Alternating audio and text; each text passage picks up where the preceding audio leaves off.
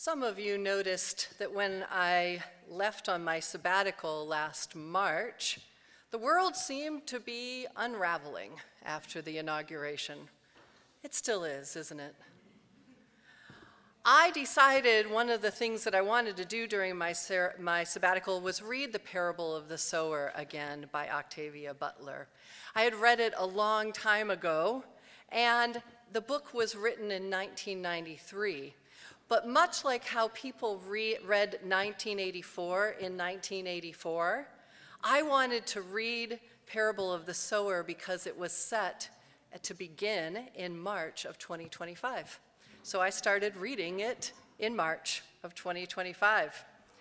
It's a dystopian science fiction fantasy that feels just a smidge too believable now. It's set just outside of Los Angeles, and it imagines the United States unraveling under climate change, extreme inequality, and social violence. The story follows Lauren Alamina, who lives in a walled community until that fragile protection is destroyed. She is then forced into a dangerous journey through a society where safety, trust, and basic humanity are increasingly scarce. One of the reasons why UUs love Parable of the Sower is because as she travels, Lauren develops a belief system and a book she calls Earthseed, centered on the idea that God is change, and that survival depends on adaptability, community, and shared purpose. Along her road and travels, she gathers a small group of fellow travelers who are diverse, wounded, and searching, who begin to embody the ideals of Earthseed through mutual care and resilience. The novel is both a survival story and a spiritual manifesto, one that many of us as UUs have said, yes, heck yes to that. It asks us what new ways of believing and organizing might emerge when old systems collapse, and what it takes to plant hope in hostile ground. One of the moments I felt of our own American dystopia most clearly was years ago, maybe one of the first, but it feels like there's so many now, when our current president, who was a candidate, made comments about grabbing women in a certain way. I was absolutely certain then, as my naive, certain person in 2015, that his political career was over. After all, much less than that had taken down previous candidates. Surely this would be the line, right? How adorable, Christine, and all of us from 2015. It was not, and in fact, that moment kept repeating itself. Oh, this must be it, and it never was. That, in many ways, has been our dystopian story of the last decade. It just keeps going. At a ministers' gathering last month, Reverend Karen Hurt, who is in Minneapolis, led a meditation using the phrase shattered assumptions. She described what psychologists call our assumptive world, the quiet set of beliefs that we carry about how the world works. And when our assumptions break, we don't just feel surprised, we feel disoriented and distressed. I did some digging and learned about the shattered assumptions theory developed by psychologist Ronnie Janoff-Bullman in 1992. It describes what happens when events destroy our core beliefs about safety, fairness, meaning, and even our own worth. When those assumptions collapse, people can experience deep psychological distress as they try to make sense of a world that no longer matches what they thought was true. Beloveds, as a minister, not a practicing psychologist, I am diagnosing the United States of America with shattered assumptions syndrome. We are living in a time when many beliefs many of us assumed were stable have broken apart. And I say many of us intentionally because many of our folks of color and other marginalized communities have known this instability for a very long time, have distrusted their government for a very long time, have had their assumptions shattered for a long time. But for others who are catching up, these breaks feel new and shocking. Many of us believed in the before times that our government actually cared about the welfare of its people, that there would be consequences for abusing children, that public officials should be held to a higher moral standard, that we should be safe in our own homes, and that Christians would treat the least of these with dignity and care. Do you remember those assumptions? Don't we feel adorable? When those assumptions collapse, we keep saying things like, surely this will be the line, or people will finally wake up now, right? Or why am I still surprised that this keeps happening? The shock keeps coming, and the line of what is acceptable keeps sinking lower. That's why even the most liberal among us now find ourselves desperately quoting the Bible and the Constitution, not quite sure who we quite are. We're saying things like, but Jesus said the least of these, or but the First Amendment, or but the Fourth Amendment. And when liberals are quoting the Second Amendment after the death of Alex Preddy, we know the world has truly turned upside down. Shattered assumptions don't just live in our heads, they live in our shoulders, our sleep, our breath. They show up as exhaustion or numbness, hypervigilance, and grief with no place to land. The sense of safety that once came with being an American has fractured after watching what has happened in Portland and Los Angeles and Chicago and Minneapolis, with the fear and maybe even knowledge that it could come here next. We trust fewer people. We feel more fragile. The world feels more dangerous. We worry about things that never used to bother us.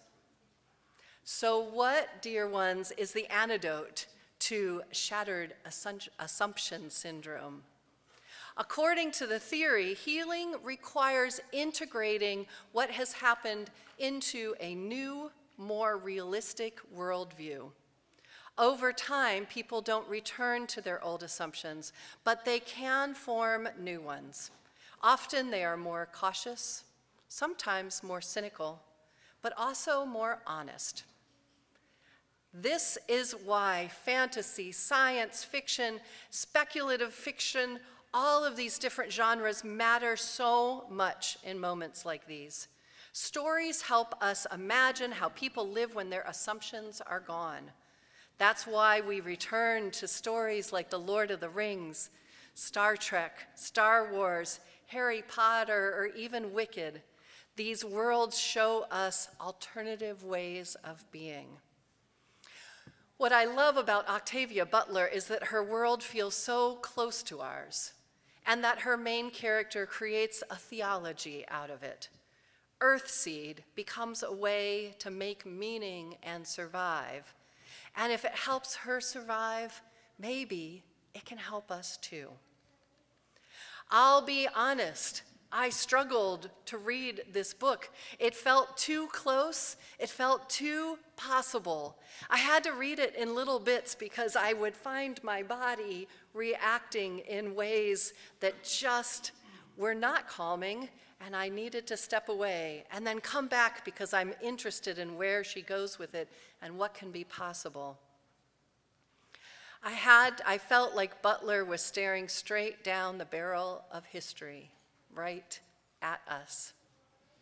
And yet there was comfort in watching Lauren keeping her moral voice, in watching her create meaning, even as everything familiar fell apart. Fantasy offers new alternatives. It loosens the grip of a broken, assumptive world, and it opens up new possibilities. That matters because when everything feels shattered, despair can be close at hand. We need new models, new ways of being. That's what people in Minneapolis have been doing, imagining something new, creating new models, creating a different story. And it's what we've been doing here at UUCP and within Unitarian Universalism. We imagine what it looks like to band together and care for one another. We imagine refusing to cooperate with systems that violate our values. We imagine a world rooted in justice and equity and inclusion where no one is disposable. We never claim that this world is right around the corner, but we do need a moral horizon to walk towards, especially when our assumptive world has collapsed. At the heart of Earthseed is this truth: God is change, and the only lasting truth is change. For any of you who have heard me talk about process theology, that's essentially process theology. Also in Earthseed, all that you touch, you change, and all that you change changes you. That feels deeply Unitarian Universalist, the belief that we are transformed and that we can transform the world. Also, any change may bear seeds of benefit. Seek them out. So what can we carry of all of this into our own lives? From Minneapolis, I am carrying forward the idea that singing transforms hearts, so sing more. That we don't need permission or leaders to begin change. We can do it ourselves in small groups. And that banding together, like the ants, can give us more power than we realize. And that creative resistance and non-cooperation can actually fuel joy. Taken together, Earthseed's lessons are not about comfort or certainty. They are about responsibility. Change is not something that merely happens to us. It's something we participate in and shape. These teachings read less like doctrine and more like a call to courage.